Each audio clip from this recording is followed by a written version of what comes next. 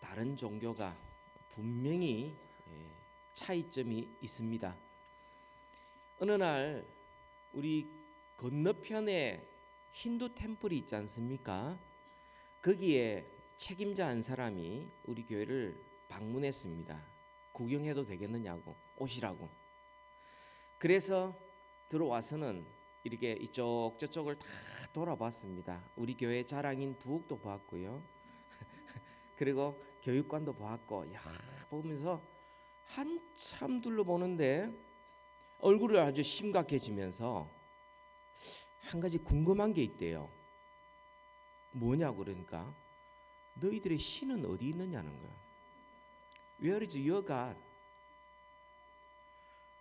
그래서 처음에는 그게 무슨 말인지 언뜻 이해가 되지 않았어요. 너희들의 신이 어디 있느냐. 왜냐하면 힌두 템플 우리 교회가 지난번에 화장실에 문제가 생겼을 때 화장실을 이용하려고 대거 힌두 템플로 진출한 적이 있습니다. 그때 들어가 봤거든요. 그때 신이 한두 개가 아니었어요. 뭐 온갖 것 다 있었어요. 밖에 나와 있는 할아버지하고 코끼리 포함하면 엄청난 숫자입니다. 근데 그들에게는 신이라면 보여야 돼요. 만져져야 돼요. 근데 그 신들은 절대 스스로 움직일 수가 없습니다. 제가 이 힌두 템플 들어올 때 봤거든요. 그들의 신은 페덱스로 딜리버리 됐습니다. 말도 할 수도 없고요. 근데 우리 하나님은 너무 크시기 때문에 우리 눈에 보이지 않습니다. 그리고 우리 하나님은 이 세상을 창조하시고 통치하시기 때문에 우리 하나님은 사람의 손에 잡히지 않으세요. 그럼에도 불구하고 우리 하나님은 성령으로 우리와 함께 계십니다. 하나님의 생각은 사람의 생각과 다릅니다.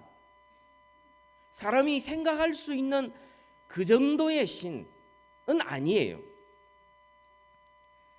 이 세상은 우리 사람의 생각 뜻대로 움직이는 것이 아니라 하나님의 뜻대로 움직입니다. 세상을 창조하신 우리 하나님 아버지께서 이 세상을 보존하시고 지금도 다스리고 계십니다. 우리 하나님은 그렇게 작은 분이 아니에요. 우리 하나님은 그렇게 어리숙한 분이 아닙니다. 너무나 크고 놀랍고 온 우주에 충만하신 그런 크신 하나님이요, 우리의 모든 심령의 속까지도 다 아시는, 모든 것을 아시는 전지전능하신 하나님이십니다. 여러분, 로마 캐톨릭과 기독교의 차이점을 아십니까? 로마 캐톨릭에 가보시면 거기에 보면 십자가도 있습니다만 거기에는 반드시 예수님의 몸이 붙어 있습니다. 그리고 성체가 있고요, 성화가 있습니다. 성탄절에 보면은 꼭 마리아가 아기 예수를 인형으로 만들었지만 아기 예수를 꼭 안고 있습니다. 그들에게는 눈에 보이는 것, 손으로 만져지는 것, 그걸 가지고 교육시켜야 된다라고 시작했지만 나중에는 그 자체가 우상이 되어 버렸습니다.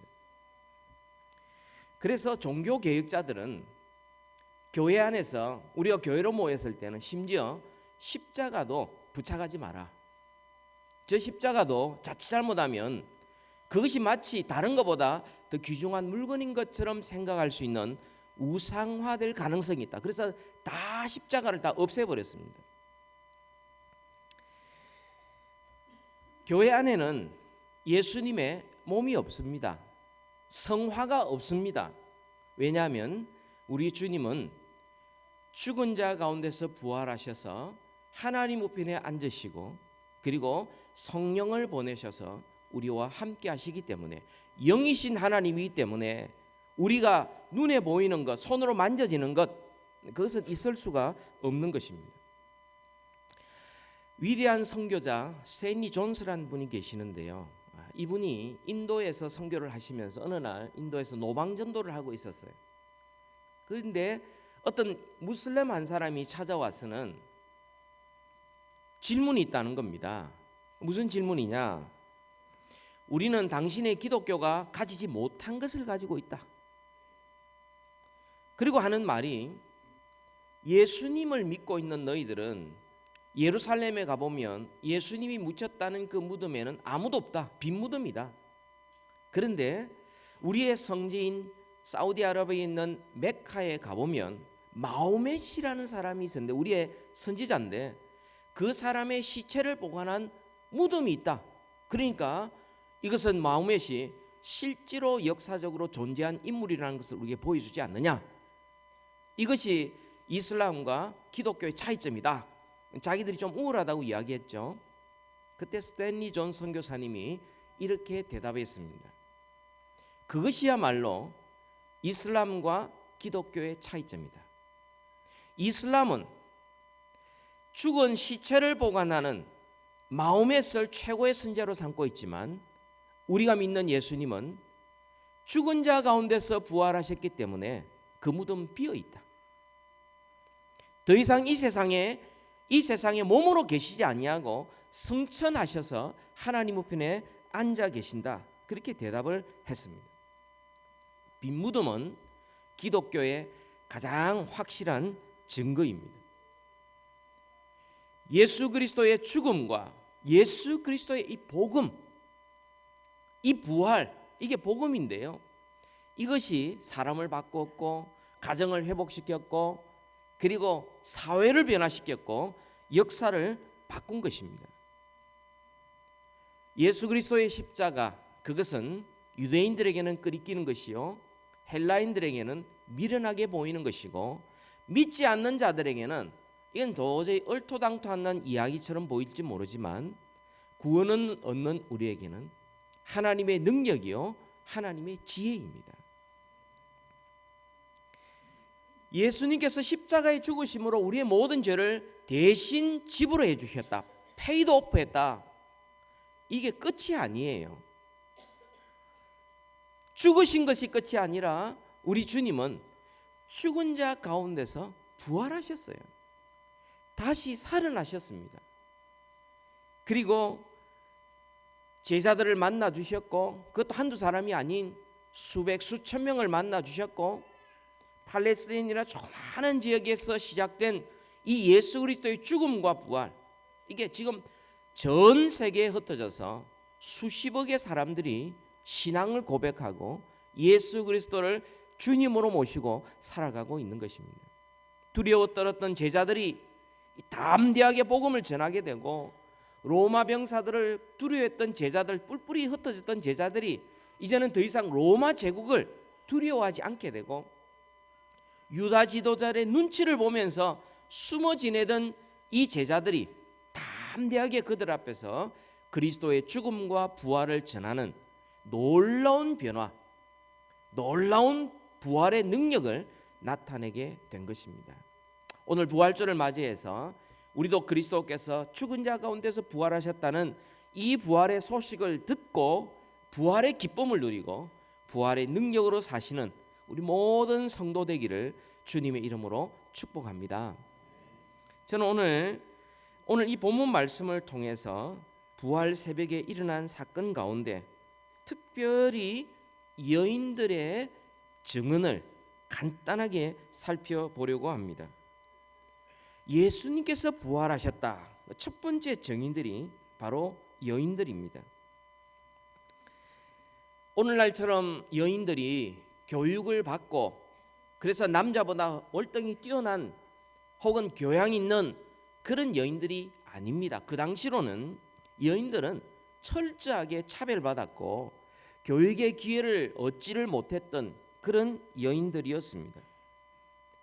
이 여인들을 성경은 부활하신 예수 그리스도의 첫 번째 증인이다, 위트니스다 이렇게 말하고 있습니다. 그래서 예수 그리스도의 부활의 증인이 여자라는 사실 때문에 그것을 믿을 수 없다. 그래서 수많은 이론들을 만들어내었습니다. 대표적인 것이 세 가지인데 그 첫 번째가 무덤을 잘못 찾아갔다는 거예요. 여인들이 향유를 가지고 예수님의 시체에 부으려고 찾아갔는데 그때 새벽이라서 어두워서 번지수를 잘못 찾았다는 겁니다. 그리고 너무 긴장해 있었기 때문에 가다가 엉뚱한 데 가가지고 빈 무덤을 찾아가가지고는 그걸 쳐다보고는 예수님께서 부활하셨는갑다 이렇게 했다는 것입니다. 근데 여러분, 얼핏 들으면 그렇지, 그럴 수도 있겠지, 잘못 찾아갈 수도 있잖아. 왜냐하면 그 당시 동굴이 많았었거든요. 근데요, 오늘 본문 4절에 보면 경비병들은 어떻게 되는 겁니까? 경비병들이 로마 총독이었던, 유다 총독이었던 빌라도, 본디오 빌라도가 그 예수님을 십자가에 시체를 가지고 막아두었던 그 돌에다가 인봉을 했어요. 인봉을. 근데 이 경비병들이 자기 근무지도 모르고 엉뚱한 데 가가지고 그 앞에서 보초 서고 있다가 예수님께서 부활하신 소식 때문에 죽은 자처럼 놀래서 엎드리고 있었다. 이러면 근무지 이탈입니다. 이 경계병의 가장 기본적인 그것도 제대로 못했다는 것입니다. 또한 나중에 보면 경비병들에게 예수님이 부활하신 사실을 이렇게 말하지 말라고 돈을 줘가지고 함구하도록 부탁했습니다. 여러분 15절에 보면 그런 내용이 나오거든요.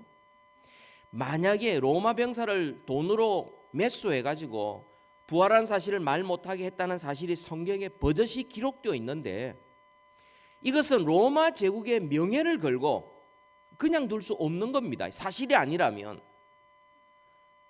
그렇지 않습니까?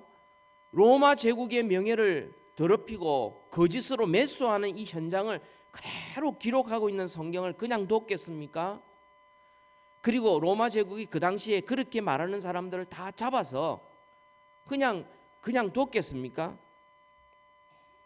뿐만 아니라 무덤을 잘못 찾아갔다고 그러는데 여인들만 그곳을 들어가 본 것이 아니라 여러 사람들이 그 무덤 안을 쳐다보면서 예수님의 부활 현장을 확인했습니다. 누가복음 24장 2절에 보면 이 여인들이 돌이 무덤에서 굴려진 것을 보고 들어가서 확인했다고 그럽니다. 누가복음 24장 12절에 보면 베드로가 들어갔습니다. 그리고 무덤을 굽부려 들어가서 그 부활의 현장을 보고 깜짝 놀랐다고 그랬습니다. 요한복음 20장 6절에 보면 베드로와 다른 제자들이 막 달려가서 부활의 현장을 쳐다보았는데 거기에는 이상하게 몸을 쌌던 세마포와 그리고 머리를 쌌던 수건이 따로 있는데 그리고 그것이 살짝 개어져 있더라. 만약 자기가 스스로 몸을 풀고 나온다든가 다른 사람이 몸을 푼다면 언제 그것을 이렇게 차곡차곡 개일 시간이 어디에 있습니까? 그대로 주님께서는 그대로 부활하셨기 때문에 그 몸을 샀던 세마포와 수건이 그대로 폭삭 주저앉아서 따로따로 개어져 있었던 것입니다. 그걸 보고는 깜짝 놀랐었습니다. 이런 무덤을 잘못 찾아갔다라는 것으로 이렇게 예수님의 부활이 없다라고 이야기하려면 예수님이 부활하셨다는 믿음보다도 더 강한 믿음이 필요합니다. 두 번째로는요, 제자들이 거짓말했다. 그러니까 허위스를 유포했다. 그렇게 말하는 사람들이 있습니다.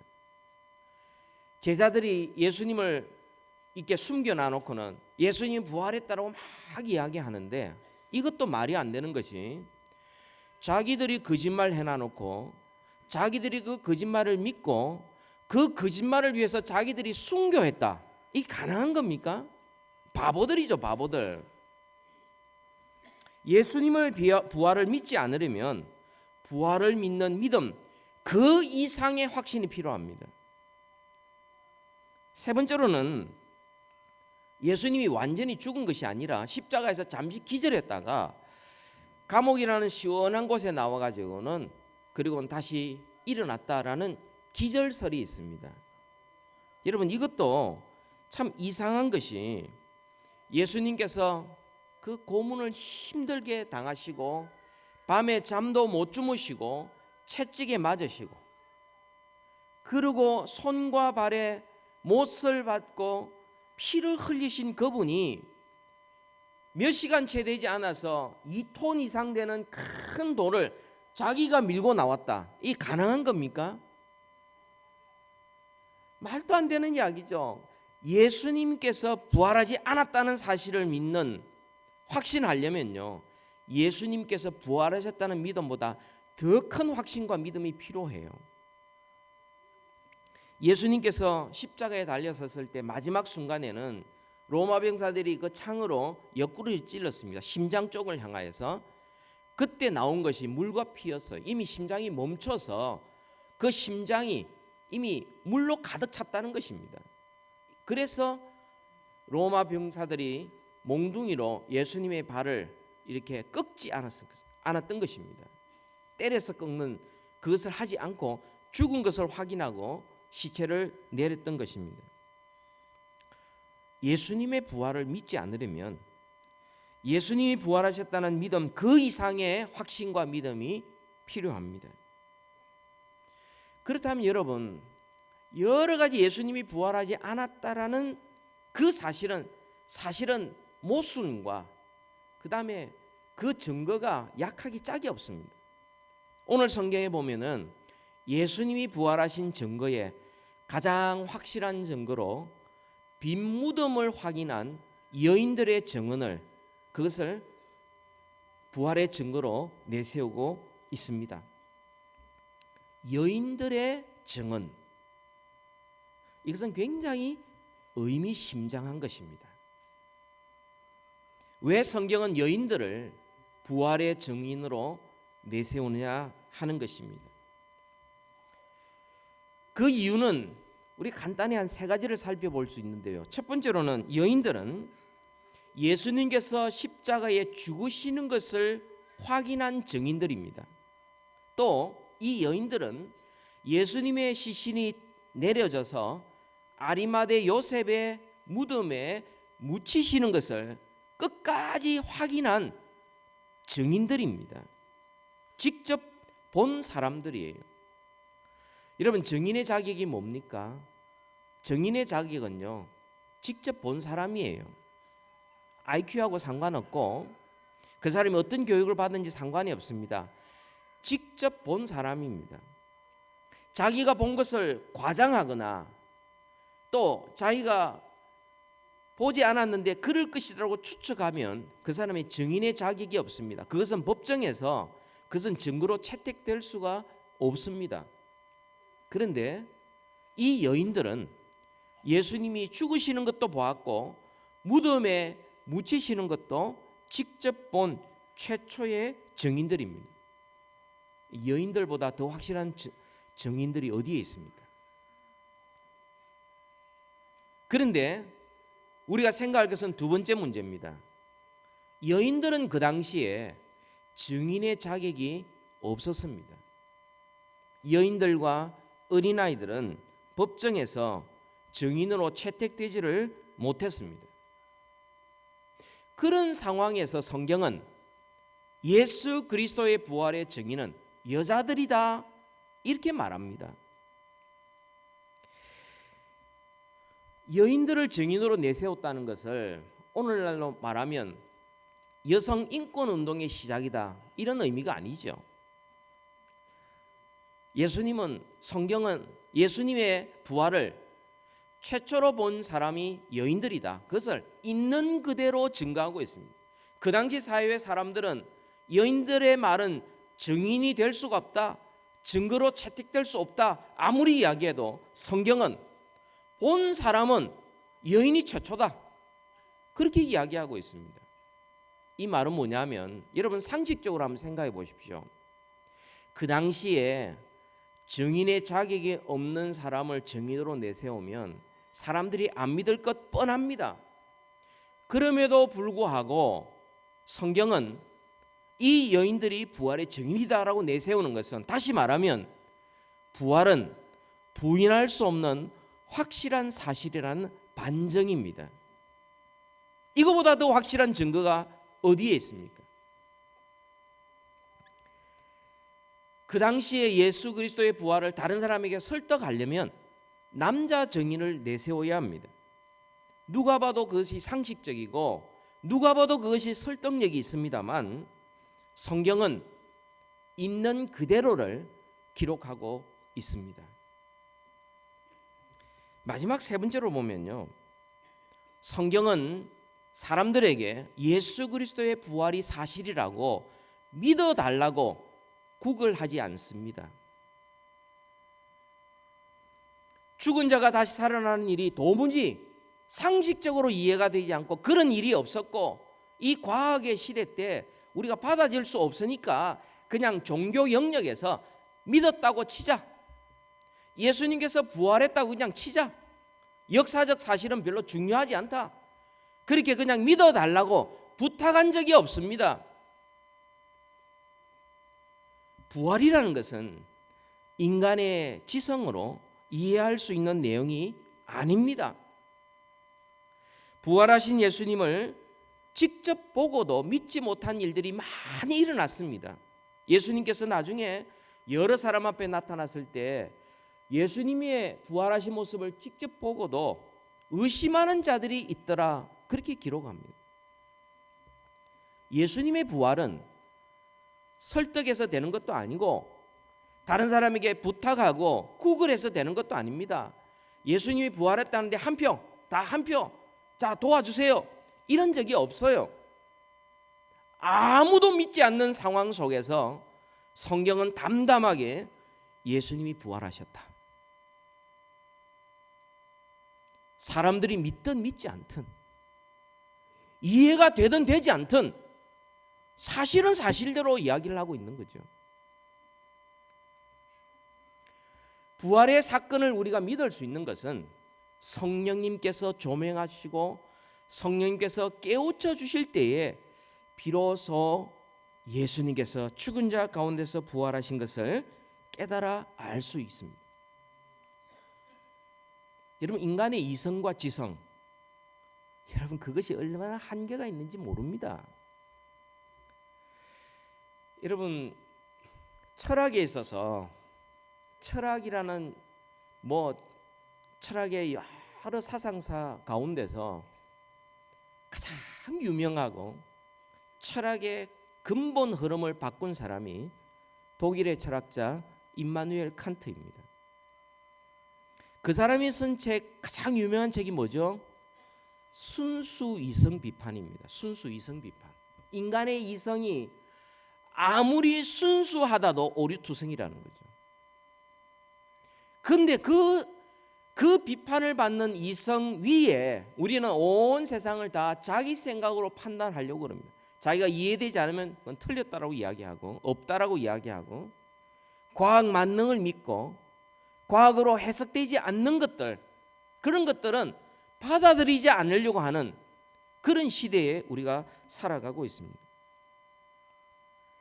여러분, 자기 살려고 도망쳤던 제자들이 50일 후에 돌변해서 죽음을 무릅쓰고 예수 그리스도의 죽음과 부활을 증거하게 된 이런 변화를 어떻게 설명할 수가 있겠습니까? 정말 두려워 떨었던 그 사람들, 목숨 구걸했던 그 사람들이 목숨을 내놓고 복음을 전하는 변화된 삶을 살게 된 것, 그것은 예수 그리스도를 만나 부활을 확신하게 됐다는 사실 외에는 설명할 길이 없습니다. 부활의 능력이 그들과 함께하기에 그들이 변화가 된 것입니다. 여러분, 성경은 마치 창조와 같이 부활을 우리에게 이해시키려고 설명하지 않습니다. 논리적으로 설득하려고 시도하지도 않습니다. 여러분, 이 말은 성경은 설명이 없고 논리적이 않다는 그런 이야기가 아닙니다. 성경은 얼마든지 설명이 가능하고 얼마든지 논리적입니다. 그러나 성경은 우리에게 말씀합니다. 우리의 설명과 우리의 논리로 이해할 수 없는 초월적인 하나님의 신비로운 역사가 얼마든지 있다는 것입니다. 예수 그리스도께서 죽으시고 3일 만에 부활하셨다는 것을 사람들에게 이해시키고 설득시키고 논리적으로 해결하고 그래서 사람들의 동의를 얻어내는 방법이 아니라 태초에 하나님이 천지를 창조하시니라 선포하는 것처럼 예수 그리스도께서 죽은 자 가운데서 살아나셨느니라.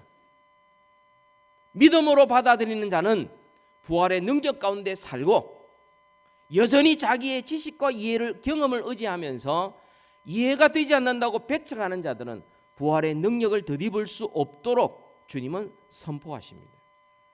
이게 진리예요. 표받아서 설득해서 공감을 얻어내려고 온갖 수단 방법을 다해서 사람들한테 거수해서 그래서 투표로 가결해서 진리가 이루어지는 것이 아니라 진리는 진리인 것입니다.